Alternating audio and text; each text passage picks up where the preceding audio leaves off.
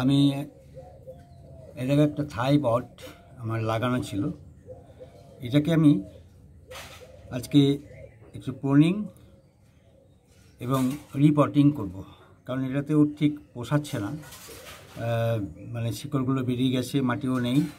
তো আমি একে রিপট করব। হ্যাঁ, দেখতে পাবে যে অবস্থাটা, গাছটা বুঝতেই পারছো, কিন্তু দারুণভাবে ও শিকড় মিলেছে। এই যে শিকড় দেখছো তো, সাংঘাতিক শিকড়। থাই বট এটা একদম দুর্দান্ত দেখতে, একদম আমাদের সাধারণ যে বট গাছ সেই বটের মতনই ফল হয়, পাতাও অনেকটা বট গাছের মতো এবং আঠাও বেরোয়, যে রসটা সেই রসটা হচ্ছে দুধের মতো। সুতরাং একদম বট, কিন্তু এটা বেশি বড় করবো না, ওকে বনসাই করে রাখবো। বনসাই আছে এবং আর একটু ছোটো করবো ওকে, এবং জায়গাটা কিন্তু বড় দেবো, এই জায়গাটাই দেবো। এবং দেখো এটার মধ্যে প্রচুর ছিদ্র আছে, এই ছিদ্র প্রচুর থাকলে হবে কি, ওর জলটা বেশি ধরে রাখতে পারবে না। আর জল বেশি ধরে না রাখলেই সুবিধা, কারণ গাছটার শিকড়গুলোর ক্ষতি হবে না। তবে যদিও বটের নিয়ম হচ্ছে যে ওদের জল একটু বেশি থাকলেও ক্ষতি হয় না, কিন্তু তবুও তাই একটা সত্যি কথা যে জল বেশি থাকলে শিকড়ের ক্ষতি হবেই, যার জন্য জলটা তাড়াতাড়ি ঝরে যাবে। তো আমি গাছটা এখন তুলে নিচ্ছি। দেখো খুব সহজে তোলা যাবে, একটু উঠে গেছে, উঠে গেছে। ছোট্ট আমার নিজের তৈরি টব এগুলো, মাঝে মাঝে করে থাকি। এটার মধ্যে যেটা রয়েছে সেটাকে আমি একটু মানে ছড়িয়ে দেবো আর কি, যাতে ওর অসুবিধা না হয়। আমি সেই জন্য ওকে অন্য একটা ইয়েতে বসাবো। দেখো এই যে মাটিটাকে একটু খুলে দিতে হবে, একটু না খুললে হবে না, একটু ঠুকে দিলেই চলে যাবে।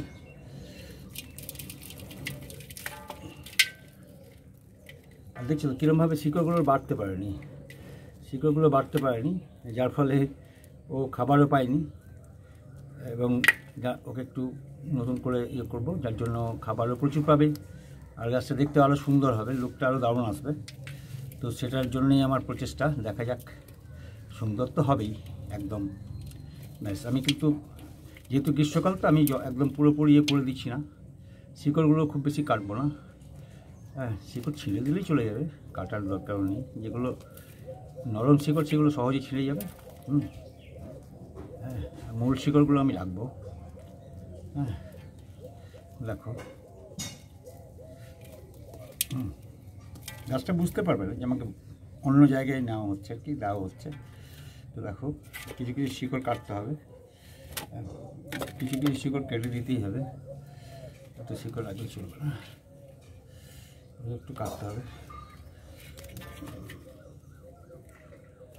এই শিকড়গুলোর কোনো প্রয়োজন নেই, আবার বেরিয়ে যাবে যখন সার মাটি পাবে, তখন আপনি বেরিয়ে যাবে। ওকে এইভাবে না করলে হবেও না। একটু শিকড়গুলো কেটে দিচ্ছি, ব্যাস। এই পাশে একটু কাটতে হবে শিকড়, এগুলো ঝুড়ি নেমেছে, নামক ঝুড়িগুলো কাটবো না, যা ঝুড়ি যেখান থেকে নামছে আপনি নামুক, ব্যাস হয়ে গেল। গাছটা কী দেখো এরকম অবস্থায় গাছটা। এবার কিন্তু শাখা কিন্তু আমি মানে কিছু কেটে দেবো, অর্থাৎ পুলিং করবো কিছু। তো এই মাটি যেটা ছিল সেই অরিজিনাল মাটিটাকে পুরোটা আমি ইয়ে করবো না, কিছুটা রাখবো। আর কিছু মাটি আমি নেবো, অন্য মাটি কিছু নেবো, অন্য কিছু মাটি। গার্ডেন সয়েল, সবই গার্ডেন সয়েল আমার, কিন্তু আমার গার্ডেন থেকে নিয়ে আসা সয়েলগুলো। পাতা পচাও আছে, সবই আছে।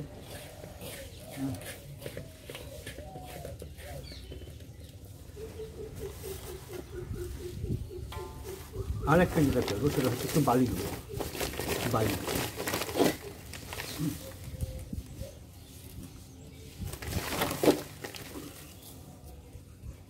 দেখো গার্ডেন সয়েল এবং বালি, এরকম বালি, এদিকটা বালি, রিভার স্যান্ড ফুললি, এটা রিভার স্যান্ড, আর এটা হচ্ছে মাটি।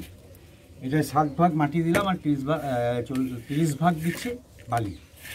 আর যেটা দেবো সেটা হচ্ছে দেখো, এটা হচ্ছে কোকোপিট থার্মোকল মেশানো একটা মিশ্রণ, অর্থাৎ এই যে সাদা সাদা দেখছি এগুলো থার্মোকলের টুকরো। এটা জল ধারণ করার ক্ষমতা এদের অনেক বেশি এবং এটা গাছকে শিকড় চালাতে খুব সুবিধা দেয়, যার জন্য এটাও কিন্তু আমি এর সঙ্গে মিশিয়ে দেবো। দেখো, হ্যাঁ, এটা মিশিয়ে দিলাম। তা এবার বাড়িতে পুরো মিশিয়ে দিচ্ছি পুরোটা। আর এর সঙ্গে যেটা দেবো সেটা আমি দেখাচ্ছি পরে। হ্যাঁ, মাটিটার নিয়ম হচ্ছে প্রচণ্ড ভালোভাবে মিশ্রণ করতে হবে। হ্যাঁ, কারণ টবের মধ্যে হবে, তো টবের মধ্যে তুমি যেটুকু দেবে সেটুকুই ও পাবে, ও তো বাইরে থেকে নেওয়ার ক্ষমতা নেই। সুতরাং ওকে আমার যেটুকু দেওয়ার সেটুকুই আমি দেবো, যেটা ও মানে নিয়ে বড় হতে পারবে। তো আরেকটা জিনিস দেবো এর মধ্যে, সেটা হচ্ছে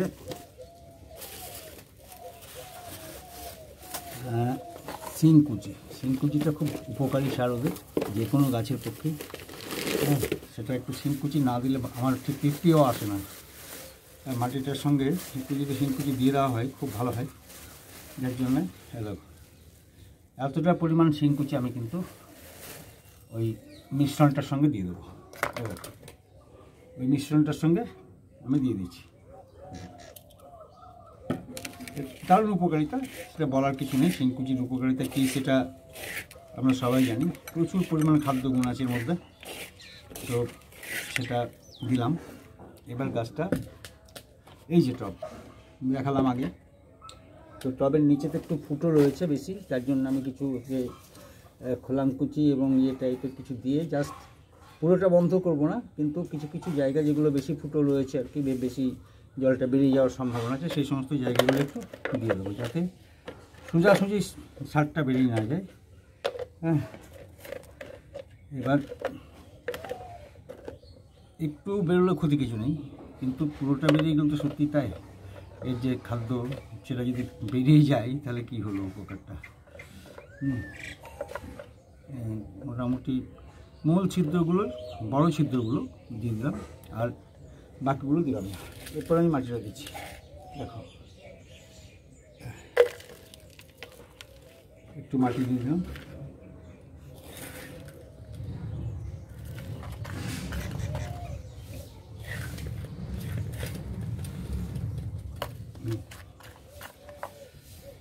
এবার গাছটাকে বসাবো।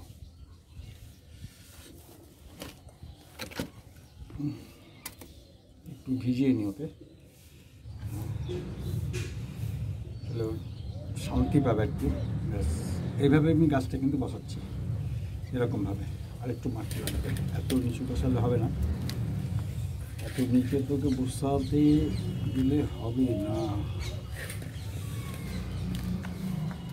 কারণ ওর মজা হচ্ছে যে ডিজাইনটা দেখো কি সুন্দর বেরিয়েছে। এইখানে গোড়া থেকে সমস্ত কিন্তু শিকড়, আবার ঝুড়ি, এগুলো কিন্তু ঝুড়ি। এইখানে গোড়া ছিল এটা, এইখান থেকে ছিল গোড়াটা, আর এটা দেখো গোড়ার উপরে রয়েছে, এটা গোড়ার উপরে রয়েছে। অর্থাৎ এই সোজা যদি আমি সরলরেখা টানি, তাহলে দেখো কত উঁচুতে গুঁড়িগুলো নেমেছে। দারুণ বিউটি, অসাধারণ সুন্দর বিউটি, মানে না দেখলে বিশ্বাস হবে না। আমি এটাকে বসিয়ে দিচ্ছি এবার।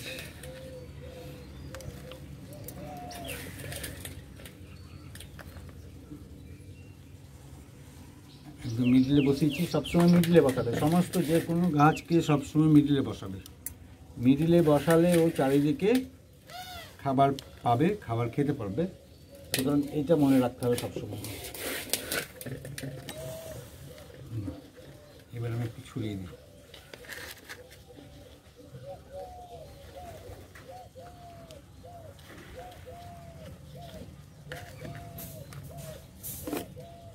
কোচাকাটি দিয়ে একটু জাস্ট মাটিটাকে ঢুকিয়ে দিই, শিকড়গুলো ঢুকে যাবে আপনি।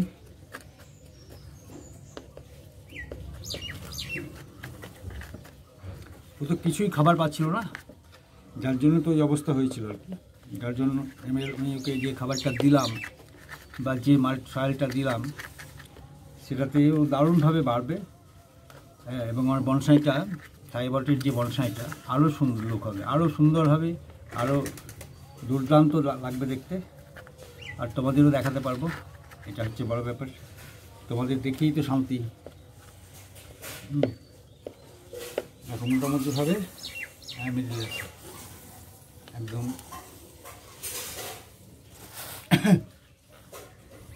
মিলে যাচ্ছে।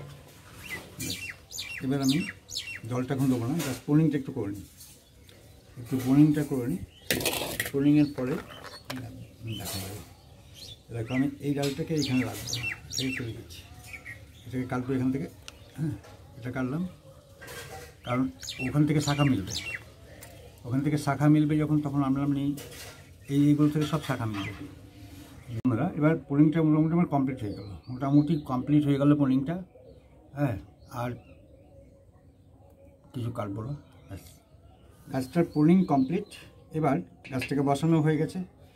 এবার একটু চাপ দেবো, হ্যাঁ, যাতে, যদিও কাঠি দিয়ে আমি করে দিয়েছি। এবার জল দেবো,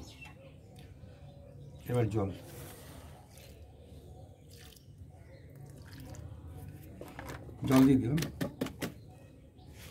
এক্ষুনি চলে যাবে, জলটা বেরিয়ে যাবে। পরে 2 দিন বা 3 দিন পর আবার জল দেবো। 2 দিন বা 3 দিন পর আমি এতে আবার জল দেবো, কারণ ছায়ায় রাখবো, কারণ গাছটাকে তো রীতিমতোভাবে ক্ষতিগ্রস্ত করলাম। এবার যে জায়গাগুলো ক্ষতি হয়েছে, যে জায়গাগুলো কাটলাম, সেগুলোকে আবার কিন্তু কাজ আছে। সেটা হচ্ছে যে আমি একটু পুরো প্রত্যেকটি জায়গায়, যেটা আমি করি প্রত্যেকটি গাছে, যে কোনো ডালে হোক না কেন, আমি সেটাতে কী করি, একটু করে অ্যান্টি ফ্যাঙ্গাস দিয়ে দিই, ফ্যাঙ্গাসাইড যেটাকে আমরা বলি। এই ডালগুলোতে একটু করে ফ্যাঙ্গাসাইড দিয়ে দিই, কারণ ফ্যাঙ্গাসাইডটা দিলে কী হবে না, এগুলো শুকিয়ে যাবে না বা পচন হবে না। হ্যাঁ, প্রত্যেকটি ডালেই কিন্তু আমি এটা দিয়ে দেবো, যাতে সুন্দরভাবে গাছটা বৃদ্ধি ঘটে এবং প্রতিটি ডাল থেকে শাখা মিলবে। এটা হচ্ছে বৈশিষ্ট্য। এখানে কাঠিনি যদিও, তবু দিয়ে দিলাম। তো না, আর কোথাও নেই।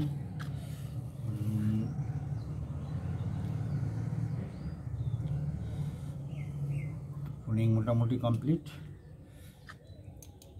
এবং যেটা হলো যে এই যে গাছটা আমি আমাদের দেখালাম, এই গাছটা হচ্ছে খুব সত্যিকার একটা, এই গাছগুলোর নিয়ম হচ্ছে বলে দিই, যে এই গাছগুলো তুমি জানলায় রাখতে পারো বা তোমার বাড়ির ডাইনিং টেবিলের পাশে রাখতে পারো, সুন্দর একটা টবের মধ্যে। এর অপূর্ব এর বিউটি। এবং পাতাগুলো সবুজ, পাতাগুলো কি ঘন সবুজ, দেখো কি ঘন সবুজ। আর ছায়ার মধ্যে যদি থাকে, একটু রোদ পায় যদি, হ্যাঁ, তাহলে কিন্তু গাছটা আরও, মাঝে মধ্যে যদি তুমি একবার করে ঘন্টাখানেক রোদ দাও এবং ছায়ার মধ্যে রাখো, আলো যেখানে আসবে, গাছটা কিন্তু সেখানে দারুণভাবে তার সৌন্দর্যকে বিকশিত করবে। সুতরাং এই জিনিসটা কিন্তু মনে রাখবে।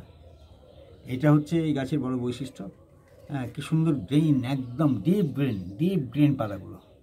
এটা আরও ডিপ গ্রিন হয়ে যাবে যেহেতু এটা একটু ছায়ার মধ্যে থাকে। এখন তো রোদের তাপ প্রচণ্ড, রোদের তাপের মধ্যে গাছটা ছিল, তো তার মধ্যে এরকম রঙ।